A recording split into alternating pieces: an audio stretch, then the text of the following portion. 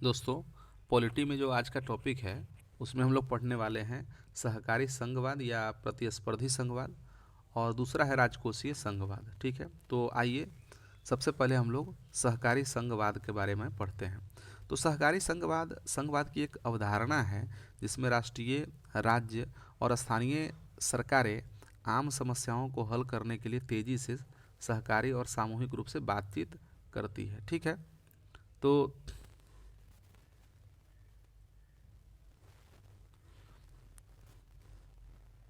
हाँ, तो बातचीत करती है। संघवाद का भारतीय मॉडल मुख्यतः सहकारी है। ठीक है, जैसा कि राजस्थान बनाम भारत संघ 1977 में सर्वोच्च न्यायालय द्वारा निर्धारित किया गया था।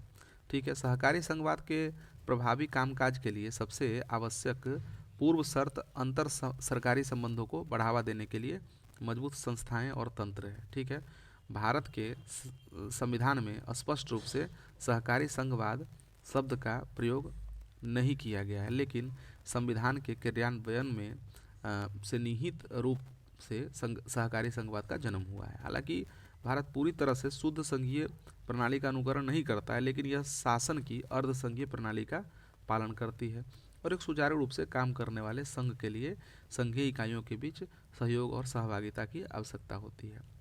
केंद्र राज्य संबंधों पर सरकारिया आयोग की रिपोर्ट 1988 में कहा गया था कि 20वीं सदी के मध्य तक संघवाद को सरकार के दो या अधिक स्तरों के बीच सहयोग और साझा कार्रवाइयों की एक गतिशील प्रक्रिया के रूप में समझा जाने लगा था। ठीक है, तो अब ये देखते हैं कि भारत में सहकारी संघवाद की आवश्यकता क्यों है।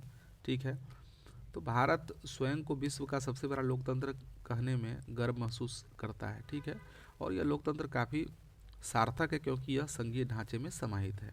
ठीक है, तो आवश्यकता क्यों है इसकी? तो पहला है कि सामाजिक न्याय को बढ़ावा देना। ठीक है, जहाँ लोकतंत्र बहुमत की राय का प्रतिनिधित्व करता है, वहीं संघवाद अल्पसंख्यक की आवाज़ को समायोजित करता है और उससे जोड़ता है जिससे क्या है कि सामाजिक न्याय का एहसास होता है। ठीक है, समायोजन सुनिश्चित करना। सांस्कृतिक और जातीय बहुलवाद के साथ साथ सहकारी संघवाद ने देश की राजनीतिक प्रणालियों को अत्यधिक लचीलापन प्रदान किया है और इसलिए समायोजन के माध्यम से तनाव झेलने की क्षमता प्रदान की है। ठीक है, संघवाद की आवश्यकता में देखें तो स्थिरता और विकास सुनिश्चित करना। उस समय व्याप्त अशांत परिस्थितियों और भारत के विभाजन के बाद केवल एक सहकारी संघीय व्यवस्था ही सुरक्षा, रक्षा, कल्याणकारी राज्य की आवश्यकता और आर्थिक संकट की स्थिति से निपटने की आवश्यकताओं को सुनिश्चित कर सकती है। ठीक है, समसामयिक मुद्दे देखें तो इसके अलावा वर्तमान रुझानों जैसे कोविड-19 सरकार के विभिन्न स्तरों के बीच शक्तियों के सीमांकन के बजाय सहयोग और समन्वय पर जोर देते हैं। ठीक है, भारतीय संविधान निर्माताओं ने ब्रिटिश मॉडल, जिसमें एकात्मक लक्षण को महत्ता प्रदान की गई, को नहीं अपनाया। इसका मुख्य कारण बहुसंस्कृति का संरक्षण करना था। वहीं भारत ने संघीय व्यवस्था के अमेरिकी मॉडल को भी स्वीकार नहीं किया था, जिसका मुख्य कारण राष्ट्र की एकता तथा अखंडता को सुनिश्चित करना था, क्योंकि अमेरिकी मॉडल में राज्य के पास अधिक शक्तियां दिखाई देती है, जिसे भारत जैसे देश में हमें लागू करना संभव नहीं था। फलस्वरूप भारत में भौगोलिक विविधता तथा सांस्कृतिक विविधता को देखते हुए तथा राष्ट्रीय एकता तथा अखंडता को सुनिश्चित करने हेतु कनाडाई मॉडल से प्रभावित होकर संघीय व्यवस्था को स्थापित किया गया, जिसमें केंद्र तथा राज्य के बीच शक्तियों का विकेंद्रीकरण होता है, परंतु केंद्र के पास अधिक शक्तियाँ पाई जाती है। ठीक है, तो हम लोग देखें कि सहकारी संघवाद की भावना को कायम रखने वाले संवैधानिक प्रावधान कौन कौन से हैं। तो इसमें अनुच्छेद 54 सबसे पहले, और प्रावधान इसमें क्या है कि राष्ट्रपति के चुनाव में उन राज्यों का प्रतिनिधित्व जहां विधानसभाओं के सदस्य निर्वाचक मंडल का हिस्सा हैं। ठीक है, अनुच्छेद 80। ठीक है, तो ये प्रावधान है इसमें कि संघीय विधायी प्रक्रिया में राज्यों का प्रतिनिधित्व करने के लिए राज्यसभा का प्रावधान करता है।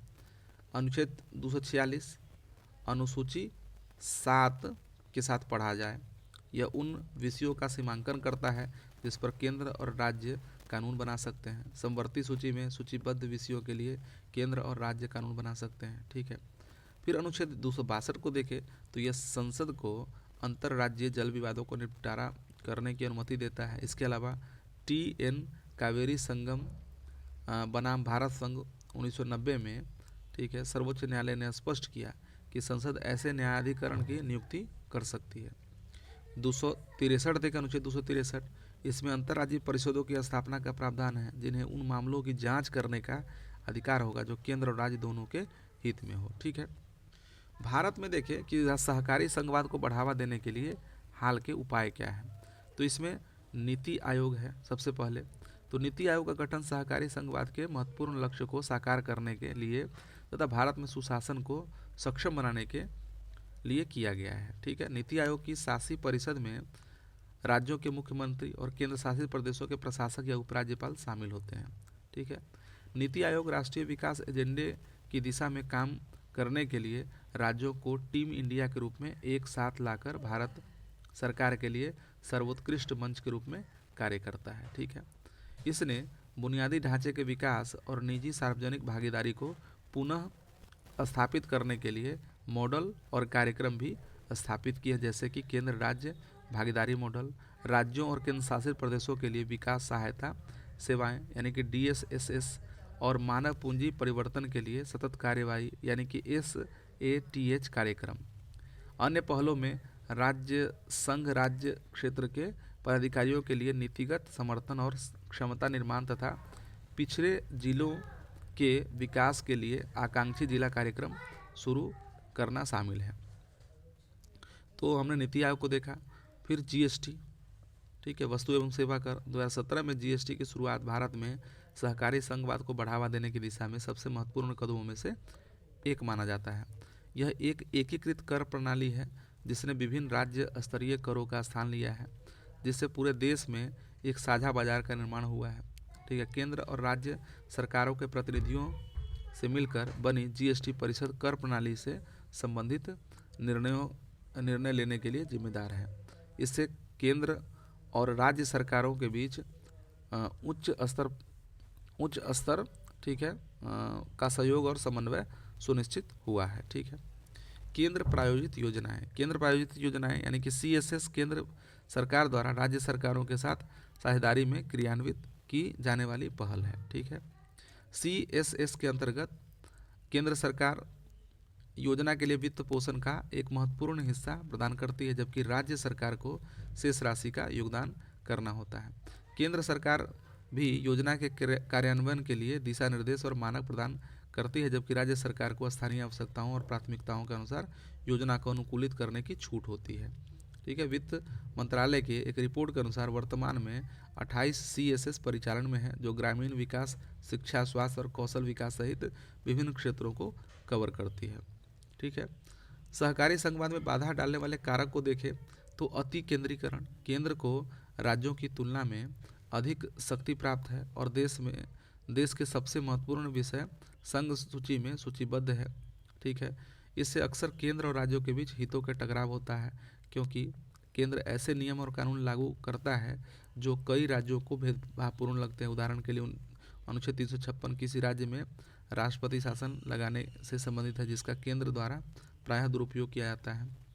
अंतर्राज्यीय परिषद की सीमाएं, जबकि अनुच्छेद 263 में अंतर्राज्यीय परिषद को सिफारिश करने की अनुमति देता है, या उसे लागू करने या कार्यान्वित करने का अधिकार नहीं देता है। क्षेत्रवाद देखें तो क्षेत्रवाद की प्रबल भावना के कारण सरकार के लिए सहयोग सुनिश्चित करना कठिन हो जाता है, क्योंकि क्षेत्रवाद अलगाववादी ताकतों को जन्म देती है जो देश के अस्तित्व और पहचान के लिए खतरा बन जाते हैं। ठीक है, एक समान दृष्टिकोण, केंद्र सरकार नीतियां बनाते समय भारत की विविधता को ध्यान में नहीं रखती है। भारत जैसे विविधतापूर्ण देश में एक ही नीति काम नहीं करती है। इससे केंद्र और राज्य के बीच सहयोग बहुत मुश्किल हो जाता है। राजकोषीय संघवाद, केंद्र और राज्यों के बीच वित्तीय संसाधनों का असमान वितरण एक बड़ी चुनौती है। पर्याप्त वित्तीय संसाधनों की कमी राज्यों की आवश्यक सेवाओं प्रदान करने और विकास कार्यक्रम को लागू करने की क्षमता को बाधित कर सकते हैं।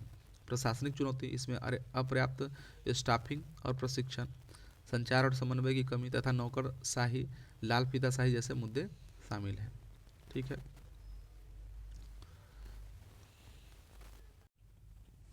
प्रतिस्पर्धात्मक संघवाद। तो प्रतिस्पर्धी संघवाद से तात्पर्य संघीय राजनीतिक प्रणाली में सरकारों और अधिकार क्षेत्रों के बीच प्रतिस्पर्धा के अस्तित्व और वांछनीयता से है। सरकारों के बीच प्रतिस्पर्धा एक गतिशील प्रक्रिया है जिसके तहत उप राष्ट्रीय सरकारें संसाधनों जैसे विदेशी निवेश या कुशल श्रमिक आदि को आकर्षित करने के लिए एक दूसरे के साथ प्रतिस्पर्धा करती है। ऐसी प्रतिस्पर्धा विकेंद्रीकरण की विशेषता वाली संघीय प्रणाली में होने की संभावना है, जिसमें राज्य और केंद्र सरकार दोनों के साथ पर्याप्त स्वशासी प्राधिकरण हो। भारत में प्रतिस्पर्धी संघवाद की आवश्यकता क्यों है, तो इसे देखें। प्रतिस्पर्धी संघवाद की अवधारणा भारतीय राजनीति में अपेक्षाकृत नई अवधारणा है। भारत के संविधान में मूल रूप से केवल अंतर्राज्यीय परिषद, क्षेत्रीय परिषद और 7वीं अनुसूची जैसे सहकारी संघवाद के निहित प्रावधान शामिल थे, लेकिन समय के साथ एलपीजी सुधारों के बाद राज्यों ने पूंजी और निवेश आकर्षित करने के लिए प्रतिस्पर्धा शुरू की। ठीक है, इसलिए आर्थिक गतिविधि को सुविधाजनक बनाने और प्रोत्साहित करने तथा प्रशासनिक दक्षता में सुधार करने के लिए प्रतिस्पर्धी पूंजीवाद की आवश्यकता उत्पन्न हुई। प्रतिस्पर्धी संघवाद भौतिक और सामाजिक बुनियादी ढांचों के निर्माण में राज्यों के बीच स्वस्थ प्रतिस्पर्धा को प्रोत्साहित करके न्यून अपव्यय और अधिकतम संसाधन उपयोग सुनिश्चित करता है। ठीक है, अब हम आगे बढ़ते हैं और देखते हैं कि भारत में प्रतिस्पर्धी संघवाद में योगदान करने वाले कारक कौन कौन से हैं। तो इसमें सबसे पहले दिया है शक्तियों का हस्तांतरण। शक्तियों के हस्तांतरण ने राज्यों को अपनी विशिष्ट आवश्यकताओं और आकांक्षाओं के अनुरूप नीतियों को लागू करने की अनुमति दी है, जिससे एक प्रतिस्पर्धी माहौल का निर्माण हुआ है जहां राज्य निवेश आकर्षित करने के लिए प्रतिस्पर्धा करते हैं। ठीक है, आर्थिक उदारीकरण दूसरा कारक।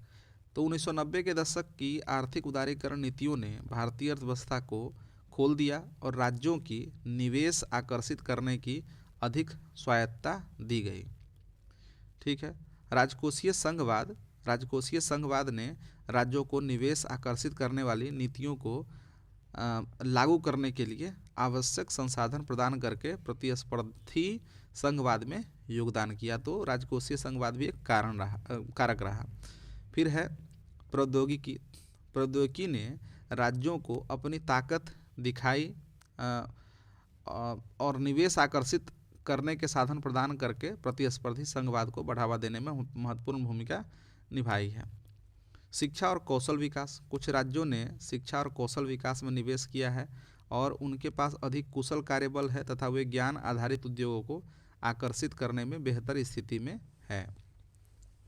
ठीक है, अब हम लोग देख लेते हैं कि राजकोषीय संघवाद का क्या अर्थ होता है। राजकोषीय संघवाद से तात्पर्य है केंद्र और राज्य सरकारों के बीच वित्तीय संसाधनों यानी कि राजस्व एवं व्यय का बंटवारा और संतुलन। ठीक है, तो भारत में राजकोषीय संघवाद के प्रमुख पहलुओं को देखें तो संवैधानिक आधार हम देखते हैं।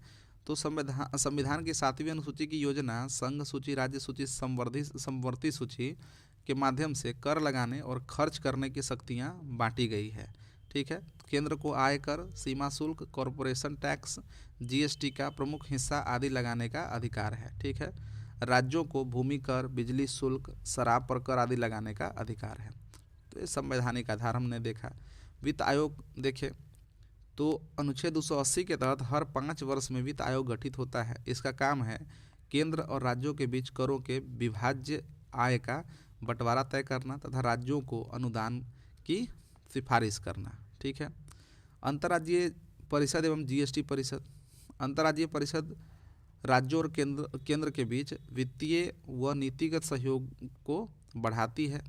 ठीक है, जीएसटी परिषद अनुच्छेद 279A वस्तु एवं सेवा की दरों, ढांचे और कर संग्रह को लेकर केंद्र और राज्यों के बीच सहमति का माध्यम है। ठीक है, योजना आयोग से नीति आयोग तक। पहले योजना आयोग राज्यों को केंद्रीय सहायता के वितरण में महत्वपूर्ण था। 2015 से नीति आयोग आया जो सहकारी संघवाद को बढ़ावा देता है। अनुदान और सहायता में देखें तो केंद्र सरकार को विभिन्न योजनाओं, आपदा प्रबंधन और विशेष आवश्यकता हेतु वित्तीय सहायता प्रदान करता है।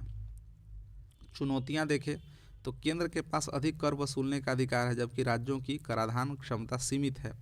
जीएसटी लागू होने के बाद राज्यों की वित्तीय स्वायत्तता कुछ हद तक प्रभावित हुई है और राज्यों की केंद्र पर राजस्व निर्भरता जो है वो अधिक हुई है। ठीक है। तो इस प्रकार से हम लोगों ने राजकोषीय संघवाद को पढ़ा, प्रतिस्पर्धी संघवाद को पढ़ा और हमने देखा सहकारी संघवाद को।